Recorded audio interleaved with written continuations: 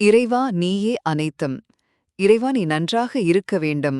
இது பாத்தீங்கன்னா திருமலையில செப்டம்பர் 27, 2025 அன்னைக்கு பெரும் மதிப்பிற்குரிய அன்புடன் அகத்திய மாமுனிவர் சொன்ன ஒரு முக்கியமான வாக்க பத்தின ஒரு சின்ன பார்வைங்க. இதுல அன்புடன் அகத்திய மாமுனிவர் என்ன சொல்றாருன்னா, அன்னை மகாலட்சுமியோட ஒரு திருவிளையாடல, அதாவது அவங்களோட ஒரு லீலைய நமக்கு சொல்லி, புரட்டாசி மாச அன்னதானத்தோட முக்கியத்துவத்தையும், இந்த கலியுகத்துல நாம தெரிஞ்சுக்க வேண்டிய தர்மங்களையும் புரிய வைக்கிறாங்க.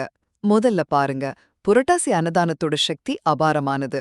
முக்கியமா சனிக்கிழமைகள்ல மனசார பசியோட இருக்கிறவங்களுக்கு நாம செய்யற ரொம்ப சின்ன அன்னதானம், அது ஒரு சக்கரை பொங்கலா இருக்கலாம், புளியோதரையா இருக்கலாம், அதுக்கே அன்னை மகாலட்சுமியோட நேரடி அருள் கிடைக்குமா. அட, குழந்தை ரூபத்துல வந்த லக்ஷ்மிக்கே ஊரே சோறு போடல, ஆனா ஒரு பக்தன் கொடுத்த சின்ன பிரசாதம் அவனுக்கு அம்மனோட தரிசனத்தையே தந்துச்சு. இது தேவியோட சத்திய வாக்குன்னு மாமுனிவர் சொல்றாங்க. ரெண்டாவதா, உண்மையான பக்தினா என்னன்னு யோசிக்க வைக்கிறாங்க.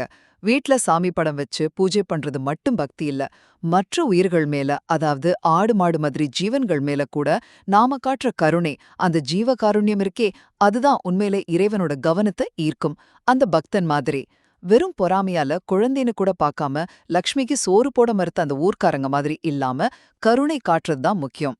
கடைசியா, இந்த மாதிரி இறைவனோட திருவிளையாடல்களை காதால கேட்கறதுக்கே ஒரு பெரிய புண்ணியம் இருக்குன்னு சொல்றாங்க. அன்புடன் அகத்திய மாமுனிவர் சொன்ன அந்த லக்ஷ்மி தேவியோட கதைய நாம கேட்கறதே பாவத்தை போக்கி புண்ணியத்தையும் செல்வத்தையும் சேர்க்கும். நாம கேட்டதோட நிக்காம இந்த நல்ல விஷயத்த மத்தவங்களுக்கும் சொல்றது, அது ஞானதானத்துக்கு சமன்னு வலியுறுத்துறாங்க. சுருக்கமா ஒரே வரியில சொல்லணும்னா, அன்புடன் அகத்திய மாமுனிவர் சொல்ற மாதிரி புரட்டாசில நாம செய்யற சின்ன அன்னதானம் கூட அன்னை மகாலட்சுமியோட அருளால நம்ம கஷ்டங்களெல்லாம் நீக்கிடும். ஓம் அன்னை ஸ்ரீ லோபாமுத்ரா உடனுரை தந்தை அகத்திய மாமுனிவர் திருவடிகளில் சமர்ப்பணம். சர்வம் சிவார்ப்பணம்.